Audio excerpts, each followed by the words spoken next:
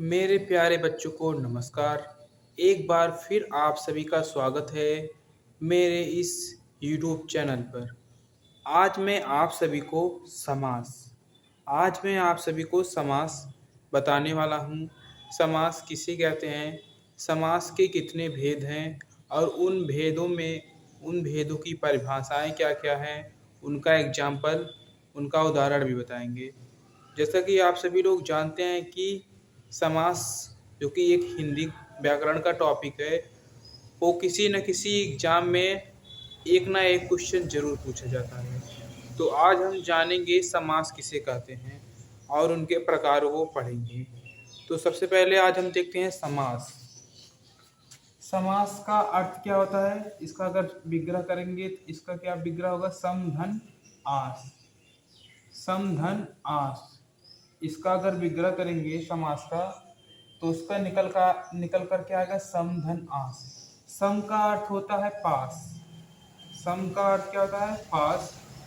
और आस का अर्थ होता है बैठाना या बिठाना, किसी को अपने आस या पास बिठाना, किसी को अपने आस पास बिठाना ही क्या कहलाता है, समास।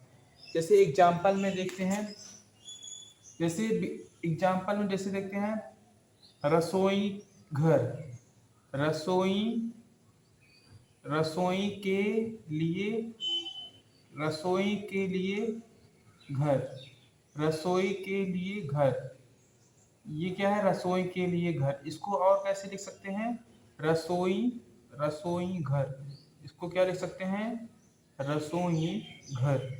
इसके बीच में क्या आया, के लिए, ये के लिए क्या है, रसोई और घर के बीच में प्रयुक्त हुआ है, रसोई और घर के बीच में प्रयुक्त हुआ है। इसको मतलब क्या किया गया, इसके आसपास क्या किया गया, बैठाया गया है। इसको और तरीके से रसोई घर भी लिख सकते हैं, और अगर इसका विग्रह करेंगे तो रसोई के लिए घर। इसीलिए क्या करते हैं, इसको आसपास में बैठाया गया है, इसीलिए इसको क्या कहते हैं, समास कहते हैं। अब हम देखते हैं समास का परिभाषा। समास की परिभाषा क्या होती है, दो या दो से अधिक शब्दों के मिलने से बने संक्षिप्त शब्द को क्या बोलते हैं, समास कहते हैं। दो या दो से अधिक शब्दों के मिलने से बने संक्षिप्त शब्द को समास कहते हैं। तो लिखते हैं, दो या दो से दो या दो से दो या दो से अधिक दो या दो से अधिक शब्दों के मिलने से बने संक्षिप्त शब्द को समास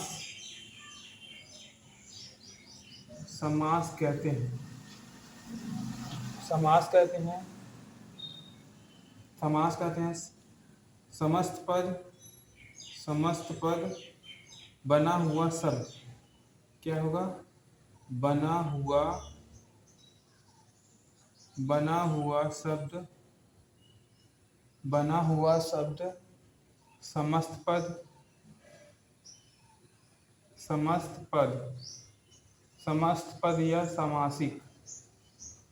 पद या समासिक पद कहलाते हैं। समस्त पद या समासिक पद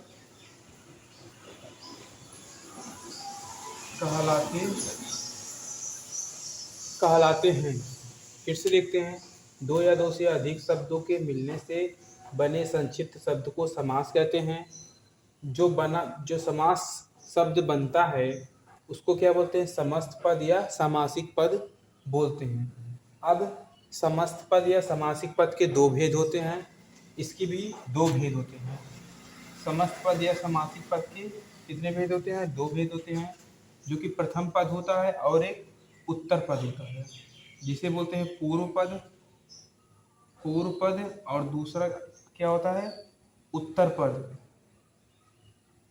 पूर्व पद और उत्तर पद, इसको बोलते हैं पहला पद और इसको बोलते हैं अंतिम पद। तो समासिक पद कितने भेद होते हैं? पूर्व पद और उत्तर पद। जैसे समासिक पद या समस्त पद में, जैसे उदाहरण में देखते हैं, जैसे हो गया गंगा जल। गंगा जल ये क्या है? पूरा क्या है? समासिक पद, क्योंकि इसमें कोई न कोई एक समास इसमें उपस्थित है। तो गंगा जल, इसका गंगा, इसका अगर विग्रह करेंगे क्या होगा? गंगा का जल, गंगा का जल। इसमें ये गंगा क्या है? पूर्व पद। गंगा क्या है? पूर्व पद मीन्स प्रथम पद। और ये जो जल है ये कौन सा पद है? उत्तर पद या अंतिम पद। उत्तर पद या अंतिम पद। तो गंगा, गंगा और जल, ये गंगा जो है प्रथम पद है, जल क्या है? उत्तर या अंतिम पद। पूर्व पद या गंगा पूर्व पद, जल क्या है? उत्तर पद। ये गंगा जल क्या है? समासिक पद है पूरा। अब देखते हैं विग्रह। समास विग्रह किसे कहते हैं? विग्रह मीन्स होता है तोड़ना। विग्रह मीन्स क्या होता है? तोड़ना। विग्रह मीन्स होता है तोड़ना, तोड़ना। विग्रह मीन्स होता है तोड़ना, किसी भी तोड़ना, किसी भी पदों को क्या करते हैं? तोड़ना। जैसे जैसे भी बताए थे हम, क्या?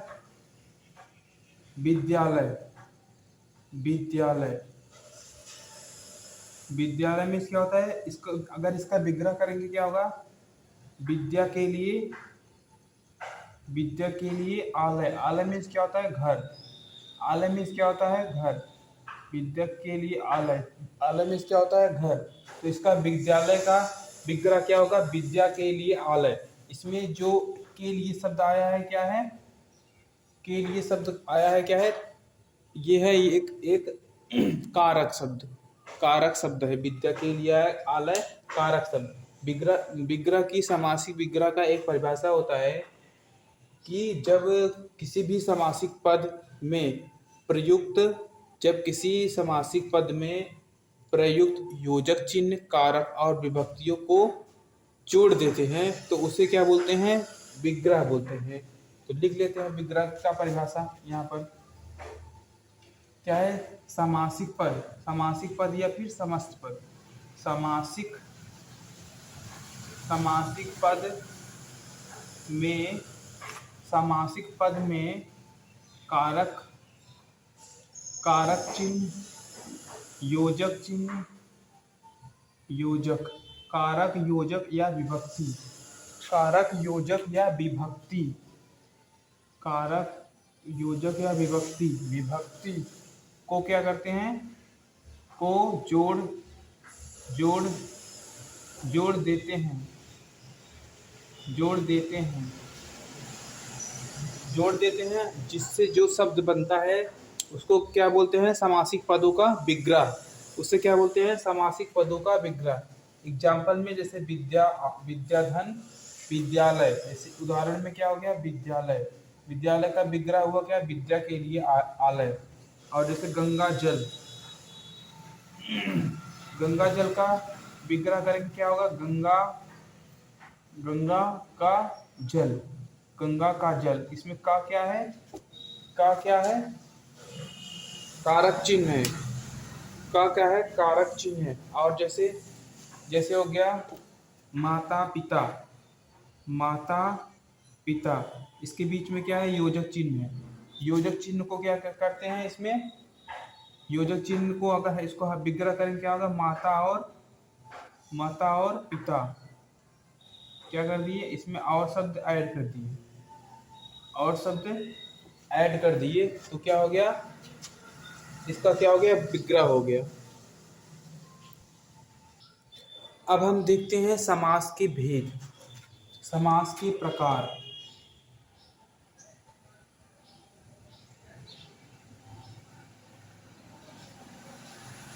समास के भेद।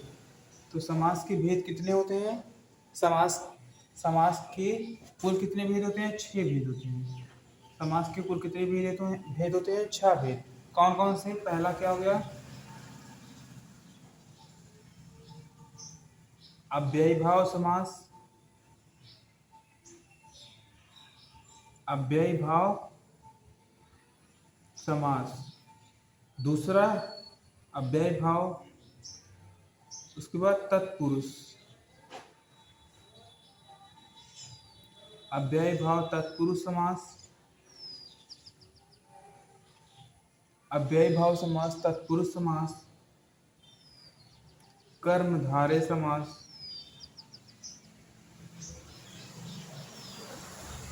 कर्मधारय समास। उसके बाद क्या है, द्विगु समास,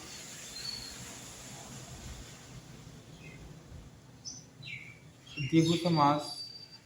उसके बाद क्या होता है, द्विगु के बाद क्या होता है, द्वंद्व समास, द्विगु समास, द्वंद्व समास, द्विगु, द्वंद्व। और लास्ट क्या होता है, लास्ट होता है बहुव्रीहि समास। क्या होता है, बहुव्रीहि समास, बहुव्रीहि समास। तो समास के कुल कितने भेद होते हैं, 6 भेद होते हैं। अव्ययीभाव समास, तत्पुरुष समास, कर्मधारय समास, द्विगु समास, द्वंद्व समास, और क्या होता है, बहुव्रीहि समास। अब एक एक करके हम इसको क्या करेंगे, पढ़ेंगे। सबसे पहले हम पढ़ेंगे क्या, अव्ययीभाव समास किसे बोला जाता है, अव्ययीभाव समास किसे बोला जाता है। तो आप सभी लोग हेडिंग डालिए, अव्ययीभाव समास। अब हम देखते हैं अव्ययीभाव समास।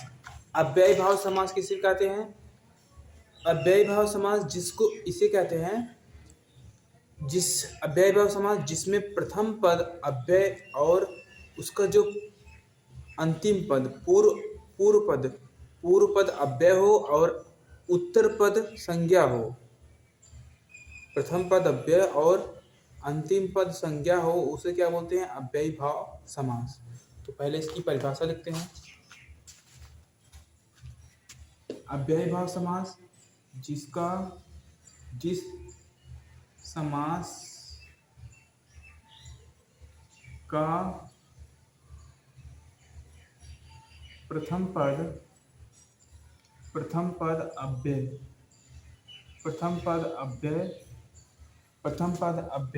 और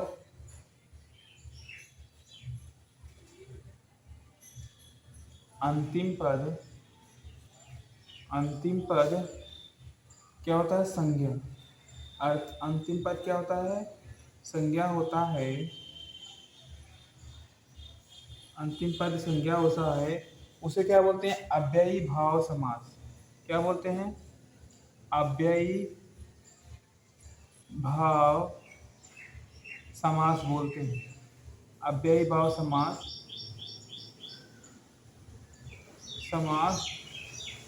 कहते हैं।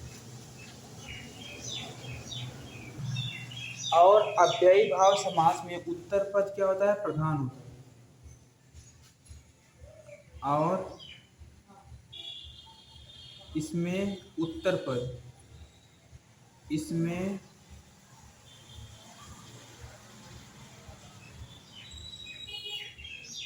पद प्रधान होता है।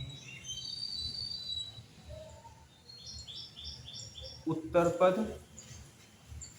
प्रधान होता है। एग्जाम्पल देखते हैं, उदाहरण में जैसे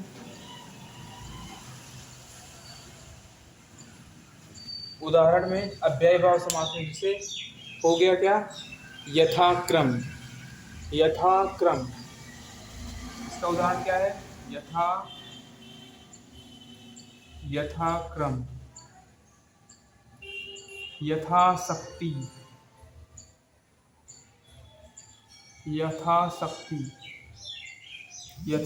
इसका विग्रह क्या होगा, शक्ति के अनुसार, क्रम के अनुसार। इसका क्या होगा, उदाहरण होगा, शक्ति के अनुसार। इसमें क्या हो गया, अव्ययीभाव समास। परिभाषा क्या होगी, प्रथम पद अव्यय। तो यथा क्या है, इसमें आविकारी शब्द मीन्स क्या है, अव्यय है। और शक्ति क्या है, संज्ञा है। कौन संज्ञा है, भाववाचक संज्ञा। भाववाचक संज्ञा। तो यथाक्रम कौन सा समास हो गया? अव्ययी भाव समास हो गया है। इसका विग्रह होगा शक्ति के अनुसार। यथानुकूल, यथानुकूल भी कि इसमें कौन सा समास है? अव्ययी भाव समास है। अव्ययी भाव समास में कुछ नोट में लिख लेते हैं जो कि इम्पॉर्टेंट है। जैसे अव्ययी भाव समास में अगर कोई अविकारी शब्द है, अव्ययी भाव समास में अगर कोई अविकारी शब्द है, जैसे धीरे धीरे, तेजी तेजी, अगर वो रिपीट हो रहा है 2 बार, तो उसमें भी क्या होता है? अविकारी शब्द, उसमें भी क्या होता है? अव्ययी भाव समास होता है। उसमें भी क्या होता है? अविकारी शब्द हो गया। और जैसे कि दिनों दिन हो गया, रातों रात हो गया, इसमें भी क्या होगा? क्या होगा? अव्ययी भाव समास होगा। तो उसको नोट में लिख लेते हैं। अगर कोई अविकारी शब्द,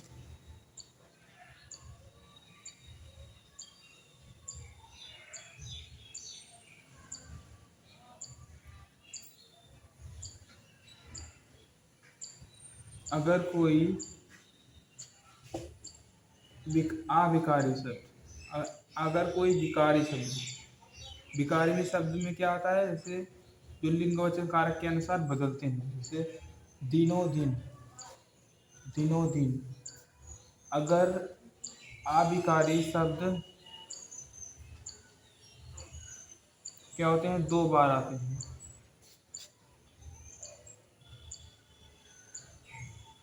2 बार आते हैं तो क्या होगा? अव्ययी भाव समास होगा। अव्ययी भाव समास होगा। जैसे धीरे धीरे,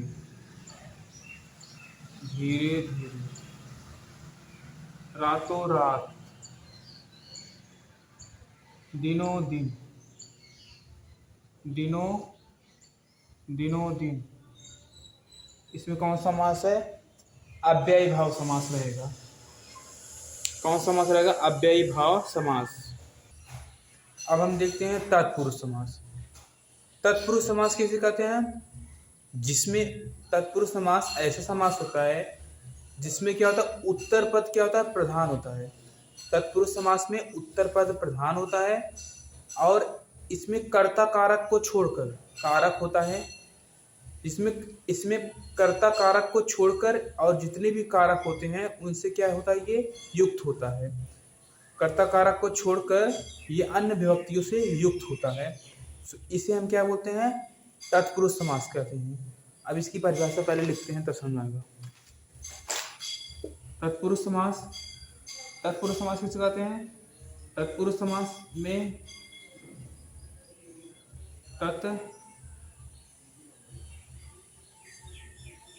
तत्पुरुष समास में उत्तर पद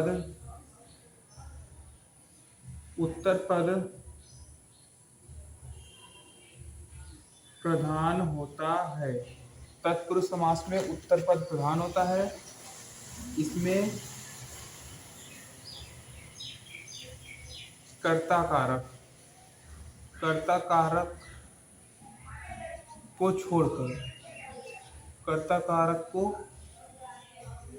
छोड़कर यह अन्य विभक्तियों से युक्त होता है। यह अन्य, कुल कितनी विभक्तियां होती हैं? 8 विभक्तियां होती हैं। कर्ता कारक को छोड़कर अन्य विभक्ति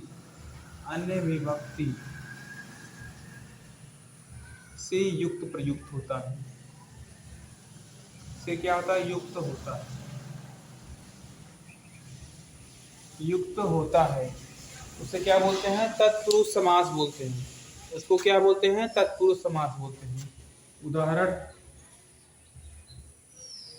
उदाहरण जैसे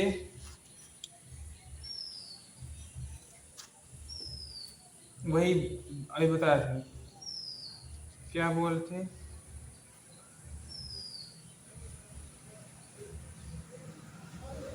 विद्यालय, विद्या के लिए आलय। इसमें के लिए क्या आया है? विभक्ति। कौन सी विभक्ति?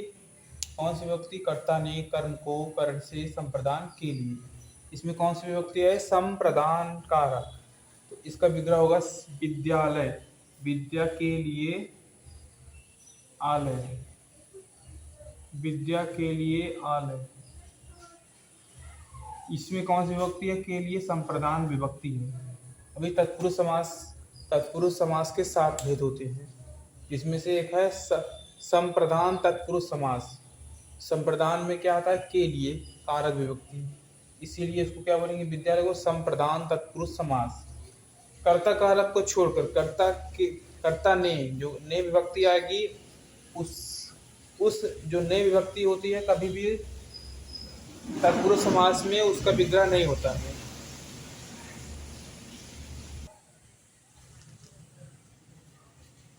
वनवास, वन में वास। इसमें भी कौन समास है? तत्पुरुष समास। में विभक्ति आया है, उसके बाद वन में वास। रसोई घर, रसोई घर, रसोई के लिए घर। इसमें भी कौन सा तत्पुरुष समास है? तत्पुरुष समास है।